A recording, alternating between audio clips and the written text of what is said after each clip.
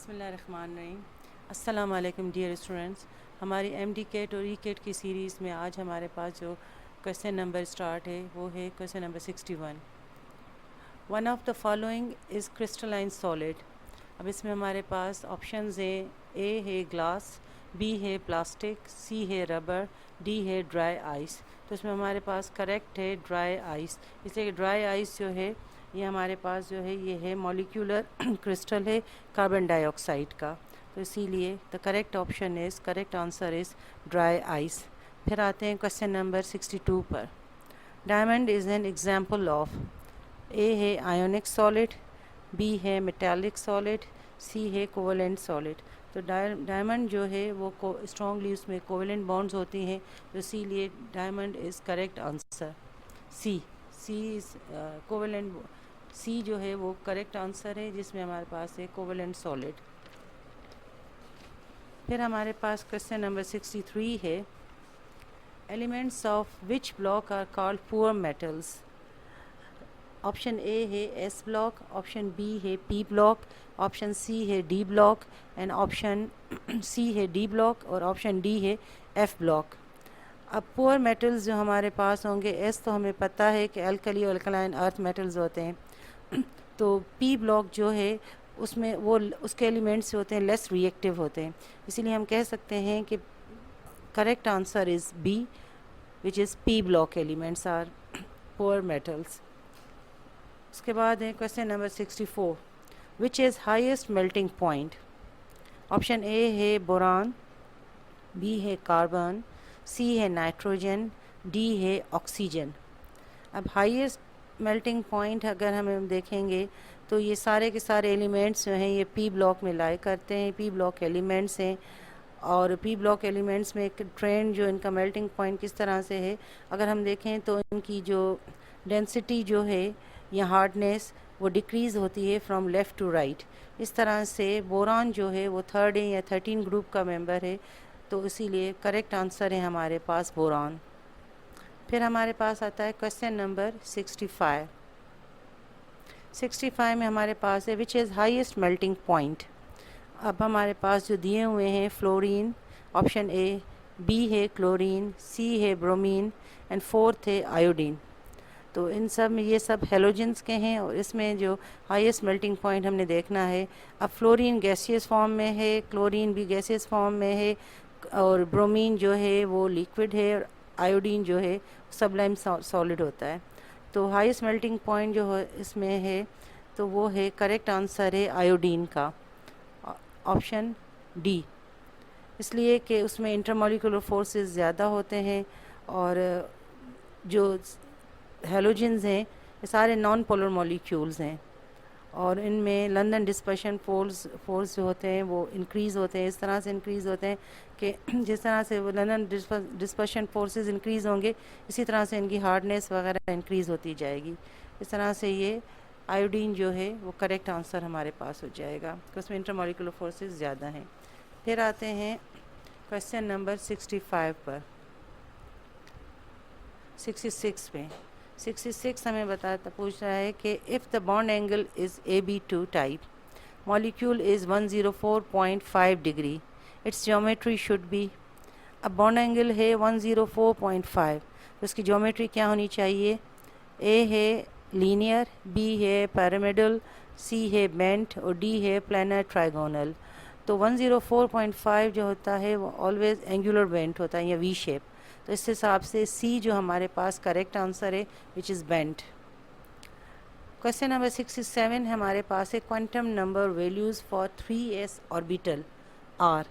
अब ये quantum number में हमारे पास 3s की वैल्यूज़ मालूम करनी है। ए है n is equals to 0, l is equals to 1, n is equals to 1, l is equals to 0, n is equals to 3, l is equals to 1, और बी है n is equals to 1, l is equals to 0, C है n is equals to 3, l is equals to 1 और D है n is equals to 3, l is equals to 0।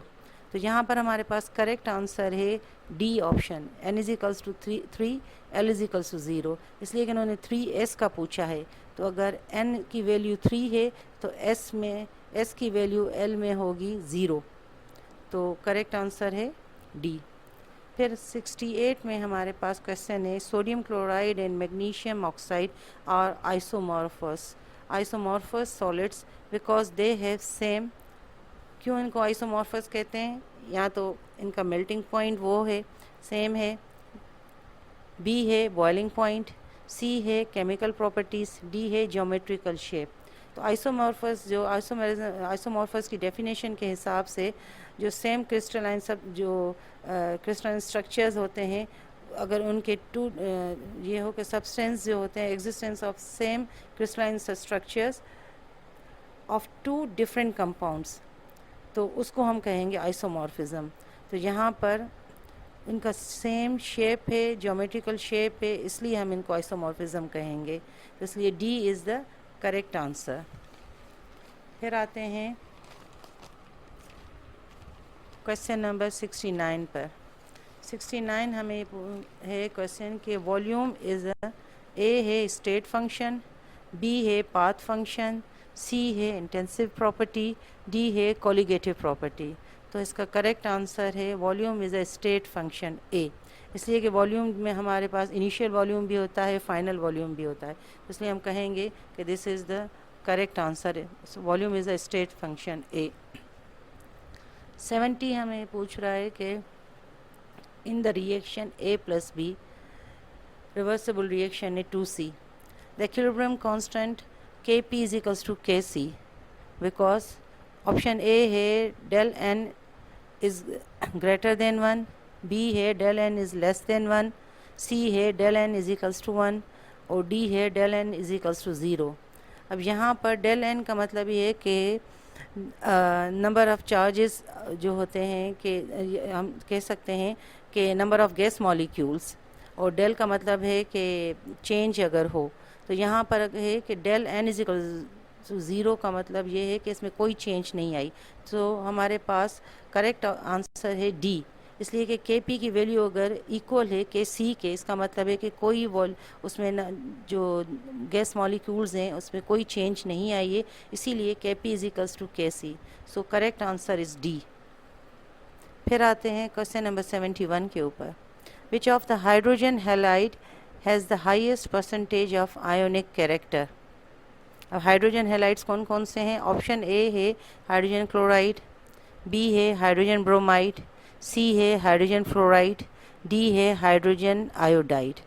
तो यहाँ पर हमारे पास करेक्ट आंसर है हाइड्रोजन फ्लोराइड, इसलिए कि हाइड्रोजन फ्लोराइड जो है उसमें हाइड्रोजन और फ्लोरीन का जो इलेक्ट्रोनेगेटिविटी डिफरेंस ज़्यादा है। हाइड्रोजन की 4 इलेक्ट्रोनेगेटिविटी, उसकी हाइड्रोजन की 2.1 है, फ्लोरीन की 4 है, डिफरेंस तकरीबन इनका 1.9 बनता है, इसलिए हम कह सकते हैं कि इनमें आयोनिक कैरेक्टर ज़्यादा है। So correct answer is the C which is hydrogen fluoride.